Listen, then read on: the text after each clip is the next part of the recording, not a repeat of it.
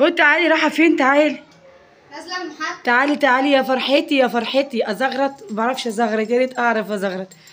اقول للناس كلها ايه؟ اقول لهم بنتي النهارده رايحه المحطه وراحت تسوق لي ونازله المحطه. يا الله، هقول لكم بقى على حصل معايا. ده انا بصورها عشان تبقى ذكرى يا نور، لازم تبقى ذكرى. هقول لكم ايه اللي حصل معايا. امبارح انا واخويا كنا قاعدين عمالين نتناقش ونتخانق في مصاريف الاسبوع ومصاريف الشهر وهنعمل ايه. قلت راحت نوره داخله في وسط الكلام وقايله بصوا بقى انا شاطره، انا همسك لكم السوق وهنزل السوق وهتسوق واجيب لكم كل الطلبات كل يوم واوفر لكم. شفتوا بقى؟ فلازم اصور اللحظه التاريخيه اللي نوره. عشان اعرفكم التوفير يا ماما. طبعا انا بقى بصي بصور اللقطه دي بالذات عشان الناس كلها تتعلم منك وتعرف بنتي الشاطره دي هتتوفر قد ايه وهتعمل قد ايه في الشهر. طبعا نوره لما ضحت كده وقالت انا هروح السوق، انا فرحت. اول مره نوره تنزل السوق. نوره ملهاش دعوه بالسوق طبعا. شفتوا؟ لا وصاحيه بدري، ده غريبه جدا يعني. عشان انا صاحيه وعندي حماس عشان طب يلا روحي كده وانا هستناك. ما تاخرش. عايزه حاجه؟ يلا تسلمي لي يا حبيبتي. اوعي بقى تنسي كده تجيبي كل طلباتنا. كل حاجه انا عايزه كل الطلبات، ما تجيش وترجعي تجيبي طلبات تاني. خلاص يا حبيبه قلبي؟ صح. اوعي تنسي. اقول لك حاجه، اوعي تنسي الطلبات كلها اللي كانت مكتوبه في الورق. خدتي معاكي الورقه؟ انت ما تتلخبطيش ولا تتكسفي من حد. الراجل يقول لك السعر قولي له لا انا هنزل في السعر. هما بيضحكوا عليكي في الاسعار، ما تصدقيش حد. كل ده عشان توفيق. انا بقول لك عشان امك ياما انضحك عليها، فانا طبعا مش عايزه بنتي ينضحك عليها زي، عايزه بنتي تبقى شاطره. خلاص يا حبيبتي اوعي تنسي كل كتبته، وبقى بالله عليكي تنسي القرفه اخر حاجه كنت كاتبه لك في الورق. كل حاجه هجيبها اكيد. اكيد. يلا بقى بص انا هستناكي عشان افرح الناس والاقيكي واشوف اعرف انت وفرت قد ايه النهارده وعملت ايه معانا. عارفه يا نور انا متاكده ان انت هتبهريني يا بنتي، انا واثقه فيكي، بس اكيد مش هتشمتي اخوكي فيا. لا طبعا لا. قال لي نوره مش هتعرف تروح المحطه. يلا حبيبه قلبي ربنا معاكي. نوره بنتي بقى لها اكتر من ساعتين وانا رايحه جايه ابص في الشقه ولسه ما جاتش. مش عارفه ايه اللي اخرها كده. لا بس باين عليها ما شاء الله عليها تتسوق الحاجات اللي في السوق كلها. يا حبيبه قلبي والله لسه قاعده مستنياكي وقلقانه عليكي. ايه ده؟ سيبيني ارتاح شويه. ايه اللي في ايدك ده يا نور؟ الطلبات اللي انت عايزاها. هم دول هم شويه الطلبات يا ماما اللي هيكفونا الاسبوع كله؟ ايوه يا ماما ده في جوه على حتى اكياس جوه بعض عشان انت مش قادره اشيل. يعني دي طبخه النهارده صح؟ اكيد دي طبخه النهارده. لا دي اللي هتقعد معانا الاسبوع يا ماما اللي انا قلت لك عليها. اسبوع ايه يا بنتي؟ يعني يومين ثلاثه كده. يعني في كيس بره لسه تدخليها؟ كيس تاني بره ايه يا ماما؟ امال ايه؟ الكيس اللي انا جبتها. يعني انت نسيتي الكياس عند الناس اللي في السوق؟ لا يا بنتي انت متاكده من كلامك؟ هي دي طلبات الاسبوع؟ ايوه يا ماما انت مش مصدقه. تعالى اهي. طب احنا نصدق ايه يا بنتي؟ ده انا قاعده مستنياكي وعايزه افرح الناس كلها. طب فرحيني بقى، وفرتي ايه وجبتي ايه وعملتي ايه؟ يلا احكي لي. بصي يا ماما انت كنت عايزه البهارات صح؟ اهم حاجه عندي البهارات بالله عليكي عشان مش تنسيها. جبت لك فلفل اسمر. ايه ده؟ فلفل اسمر. لا ما انا عارفه انه فلفل اسمر. ايه اللي جوه الكيس؟ فلفل اسمر. ماشي يعني ده فلفل اسمر، متاكده اللي جوه الكيس؟ ايوه. وريني كده حبيبتي معلش. مش مصدقه والله. لا مش مقتنعه. ايه ده؟ ده اللي هيكفيني الاسبوع؟ دي بقى اللي هي اللي اسمها الارناؤوط اللي بيحمر الطماطم. جبتها لك عشان لو انت عايزه تحمري اي حاجه. ماشي. طب وريني. هو انا قلت له عايزه حبه يكفوني. ايه ده؟ كان هينصب عليا ويديني حاجه اغلى. قلت له لا طبعا ينصب عليكي. لا بس انا عايزه اعرف يعني انت بقيت الكياس سايباها في المحطه؟ لا يا ماما هي دي كل الكياس اللي انا جبتها. يعني بقيت الكياس مش في المحطه ولا في السوق عند الراجل؟ يا بنتي انت واثقه في كلامك عشان يكون حد سرق كياسك. عدي كياسك يا حبيبتي. يعني انت متاكده ان ده يكفي الاسبوع؟ هاتي بس ده كده عشان بس ما تكبش مني. خدي يا حبيبتي. جبت لك القرفه اللي انت عايزاها. وريني كده. دي اللي انا عايزاها. انت قلتي بحب القرفه في الاكل. دي اللي هتكفي الاسبوع؟ بس القرفه كده يا ماما عشان مش تدلق منها حاجه. ايه اللي يندلق من دي؟ ده ما تخافيش يا حبيبتي مش هيندلق. والله بيقول لي هديكي ايه يا بنتي ده مش هيكفي. قلت له لا انا عايزه ابدال عشان يكفيني. طب ده يكفي ازاي يا حبيبتي؟ هو انت يعني عشان هتمسكي مصاريف الاسبوع وانت بتموتينا؟ الله جبت لنا مرقه. الكرتونه بكام بقى؟ لا هي جبت واحده. جبت ايه؟ يعني ناخد نص الطبخه ونص الطبخه. تعملي ايه؟ عشان التوفير يا ماما لازم نوفر برضه. يا نور ما شمتيش فيا الناس. لا يا ماما ما تشمتيش فيا اخوك. بنتك شاطره. امشي الاسبوع كله بواحده مرقه دجاج؟ وفري. برضه عايزه افهم يعني انت ازاي قسمتيها على الاسبوع؟ انا مش فاهمه. يعني انا قلت المرقيه دي نقسمها 4/4. لا انا مش هرد عليك. كل اكله ربع. لا انت كده هتعلمي الناس تعليم غلط. انا كنت بقول للناس بنتي هتروح وتمشي لي الاسبوع وتمشي لي الشهر. انا ماشيالك يا ماما. لا حبيبتي يعني انا كل يوم ما اجي اطبخ اخد حته صغيره ولا اعمل ايه؟ لا الفلفل الاسمر. لا بالنسبه للبهارات كويس كده صدمتيني فيها. ايه تاني جبتيه؟ جبت لك كيس ملح علشان جبت كيس ملح. الله ما شاء الله عليه، عشان ده الوحيد نزود السليم. البهارات علشان تكفي. شاطره حبيبي. ده كان قد ايه؟ اسبوع يا ماما. اسبوع. طيب ماشي، يلا بس عشان حاسه ان انا داخله كنت عايزه كيس السكر عالي عليا والضغط عالي عليا وحاسه كنت ان انا عايزه كيس تعبانه. سكر ليه يا امي؟ كيس سكر ليه؟ يا بنتي عشان الناس اللي بتيجي وبتروح عايزين نعمل عصير، احنا في حر، احنا في رحت اجيب صيف، كيس سكر لقيته عايزين نعمل غالي. عصير، عايزين نعمل حاجه حلوه. طب احنا مالنا بغالي؟ مشيت قلت يا ماشي الاسبوع. ايه ده؟ لقيته غالي، قلت للراجل لا هات كيس كده، وقمت كباله وخدت دول ايه وزنتهم وخدت بحق. بحق ايه؟ كان هينصب عليا بيقول لي لا خدي كيس السكر، انا بقول له انا عايزه ماشي، شوية يعني هو سكر. اداكي حبه يعني تشوفي لا. نوع السكر ولا لا. ايه؟ انا قلت له عايزه شويه سكر يكفوني بس يومين ولا كده.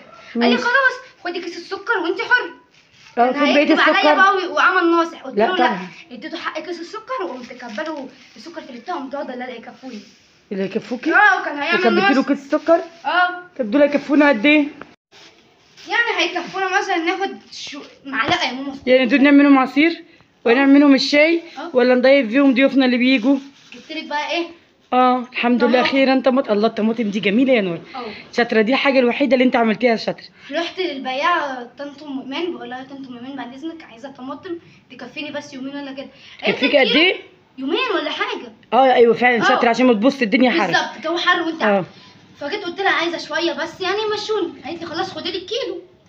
طيب جايبه كيلو واحد بس يا نوره؟ قلت لها عايزه ربع كيلو. قالت لي لا خدي انت عايزه كيلو ربع وانت كيلو؟ حره بقى اعملي اللي انت يا عايزاه. نوره استنى عليا يا نوره.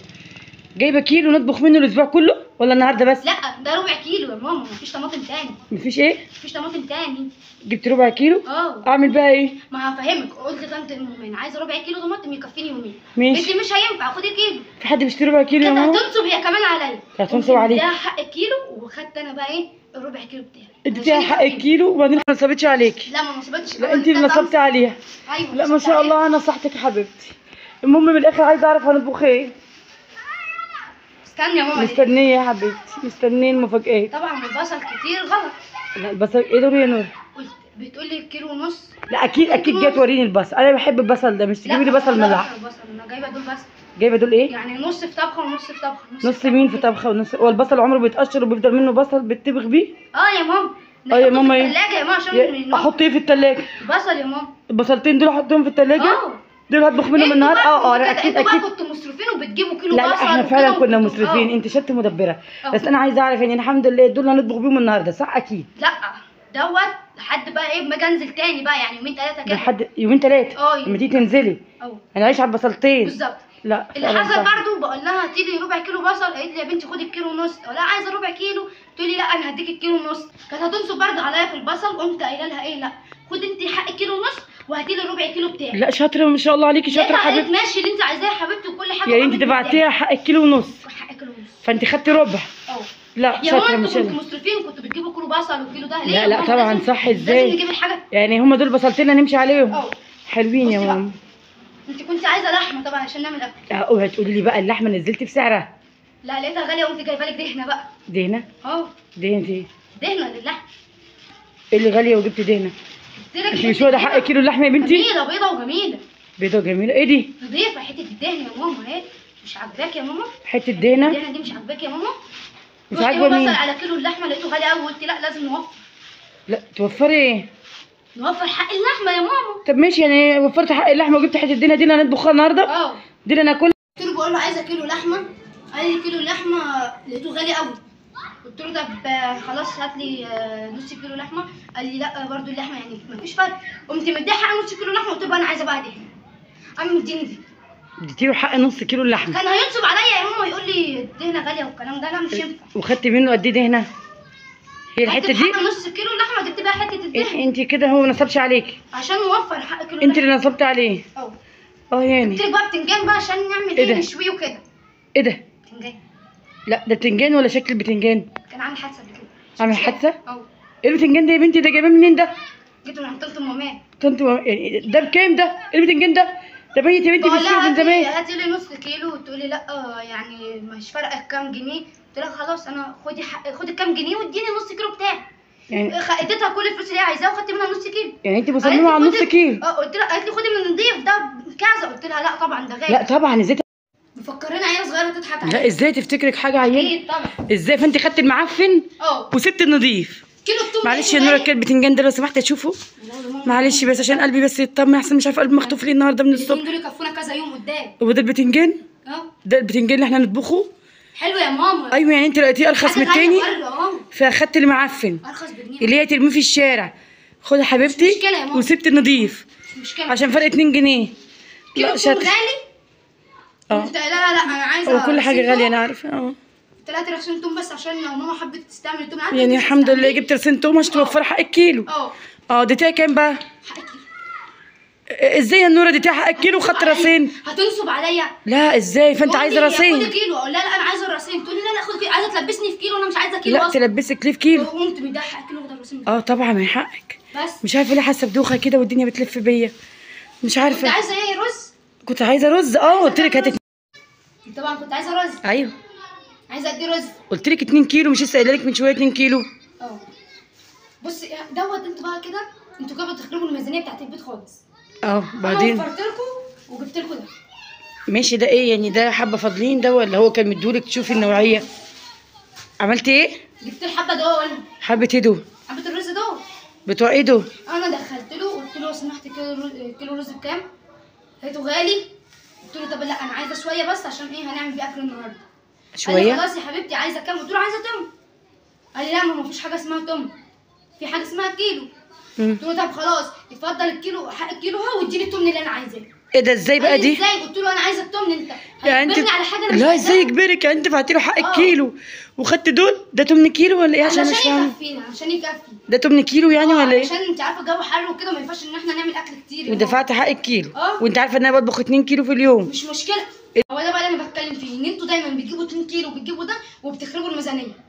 لازم ان انتوا توفروا تعرفي حق التوفير. لا بصراحه احنا بنخرب ميزانيه. اه يعني انا عايزه افهم برضه تاني من الاول، هو ده الرز اللي نطبخه النهارده؟ يا ماما مش حلو يا ماما. اللي مش حلو ده يكفي مين ولا مين يا ماما من اخواتك؟ ما علشان نوفر يا ماما. ده ما يكفيكيش انت يا ماما توفري ايه؟ يعني تجوعينا عشان توفري؟ بصي جبت لك ايه؟ ايه ده؟ فلفل. الله جايبه لي فلفل احمر. ايه ده؟ هو شكله ميت كده ليه؟ انت قبل كده كذا مره كان في الشمس. كان في الشمس؟ يعني الشمس اللي عامله فيه كده؟ طب حلو. جبت كيلو زي ما قلت لك؟ لا جبت دول. ايه دول؟ انا قلت لهم حطهم لي كده عشان ماما عايزه تعمل بتنجان ولا ملوخيه ولا اي ماشي. حاجه. يعني ايه دول برضه؟ مش فاهمه. يعني انت جبت كيلو ودول منهم؟ افتحي كده الكيس. الكيس ما فيهوش حاجه. الكيس ما فيهوش ايه؟ ما فيهوش حاجه. امال ايه ده اللي انت جبتيه ده؟ جبت فلفل يا ماما. فلفل. انت عايزه مني ايه؟ ممكن عشان احنا لو عملنا بتنجان مثلا نحتاج لو عملنا بتنجان الميت ده صح؟ انت عايزه مني ايه يا بنتي؟ هو ده التوفير يا بنتي اللي انا فرحانه بيك؟ كنت هتخانق مع الراجل والله يا ماما. لا الحمد لله ان انت ما اتخانقتيش معاه. انت كنت عايزه بسله. قال لي الكيلو ب 30. ماشي. انا قلت بقى اوفر بقى واجيب كيس. ده حلو كده رخيص ب 30. انت جايبه ايه ده؟ ايه يا ماما؟ بسله. كيس؟ بس انا مش عايزه كيس، انا عايزه بسله. ما هو انا نزلت السوق لقيت الكيلو غالي. ماشي طيب وبعدين؟ غالي قوي. قمت قايله بقى ايه؟ لا ده انا هوفر بقى بجد. يا بنتي وانت ما تعرفيش الاسعار اللي احنا قاعدين فيها اليومين دول؟ هنعمله على كذا طبخ. يعني هنعمل الكيس على كذا طبخ. ايوه. وسعره رخيص شويه. ايوه. فانا كده هوفر حق الكيلو. فانت وفرتي جبتي لي ربع كيلو. ده الكيس ده ما يكملش نص كيلو يا بنتي. ما هيتعمل على كذا طبخ يا ماما. يتعمل على كذا طبخ؟ يا ماما. مش يتعمل طبخ. لا كذا. طب انا بطبخ كيلو. انت يا ماما انت كده تخربي ميزانيه البيت خالص. لا خالص. احنا ان شاء الله عاملين رجيم ولا حاجه؟ لازم بقى نعمل دايت. يعني حد قال لك ان احنا هنعمل رجيم ولا حاجه؟ الشهر ده فيه رجيم؟ ده شهر عيد يا بنتي، كل سنه وانت طيبه والناس كلها تعيد. احنا هنعيد ونعمل رجيم؟ دول 4 ايام عيد؟ الكيس ده لا يكفينا 4 ايام عيد. ما تجيش بقى تقولي ايه بقى في نص بقى العيد وكده، ده احنا هنحتاج فلفل هنحتاج كده. لا عيد ايه يا بنتي؟ ده لسه فاضل يجي اسبوعين على العيد. عيد ايه اللي انت بتتكلمي فيه؟ العيد ان شاء الله ممكن انزل اجيب لك حاجات زي كده. يعني ربع كيلو ده يكفيني من هنا للعيد؟ انا عايزه اعرف في الاخر هطبخ ايه النهارده. انا عايزه اعرف هناكل ايه النهارده. هناخد شويه رز. شويه رز من دول؟ في حله تكفي شويه الرز دول؟ عندنا حله. وهناخد بس شويه بسله عشان بقى ايه نوفر. يعني في الاخر هي دي التسويقه كلها؟ من كام بقى بالله عليكي رايحه قلبي عشان انا ممكن اقع دلوقتي من طولي؟ بصي يعني لو هنحسبهم هم 200 جنيه بس. 200 جنيه بس؟ 200 جنيه في ايه؟ 200 اللي 5 يعني. 200 جنيه في حته الدهنه و200 جنيه في ربع كيلو البسله. دفعت للناس كلها حق الكيلوهات وجبتي لي تمن. اخليهم ينصبوا عليا ويرجعوا يقولوا على بنتك فاشله. لا ازاي يقولوا عليكي فاشله؟ لا بيقولوا عليا ان انا لا ازاي انت عايزاني امشي في الشارع اقول بنتي فاشله؟ ازاي؟ ده بنتي شاطره جدا، بنتي ممتازه، جابت لي المرض وتعبتني. حسبي الله ونعم الوكيل يا شيخ، حسبي الله ونعم الوكيل. هقول ايه؟ هقول الله يسامحك؟ هقول ايه يا شيخه؟ دمرتيني وعماله اقول بنتي شاطره بنتي شاطره وبنتي هتوفر.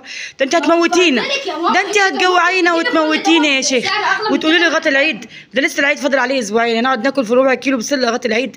انت عايز تموتي اخواتك وتجيبي لهم جفاف؟ انت عايزه ايه؟ مامة ايه؟ يا ريت ما كنت بعتك، انا غلطه عمري ان انا بعتك، انا غلطه عمري ان انا بعتك. انا مش مشكوره ان انا وفرت. لا مش مشكوره. انت لو كنت نزلتي حد من العيال كان هيجيب لك حاجات اغلى من كده. انا بس ب 200 جنيه جبت لك ده كله. ازاي حد يناولني حاجه؟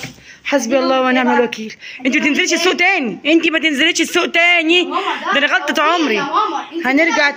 هنرجع تاني ندور على اكل النهارده. ده توفير. امشي من قدامي، امشي من قدامي، امشي يا ماما استني. لا ماما هفهمك على كل فاهميني حاجه. ايه؟ لسه هرجع ادور تاني على فلوس عشان نمشي النهارده. يعني انا فاهميني ايه؟ هي دي المشكله، دي المشكله ان الواحد تثق في بنتها، تثق في بنتها ليه؟ ما انا اعرف انزل السوق لوحدي.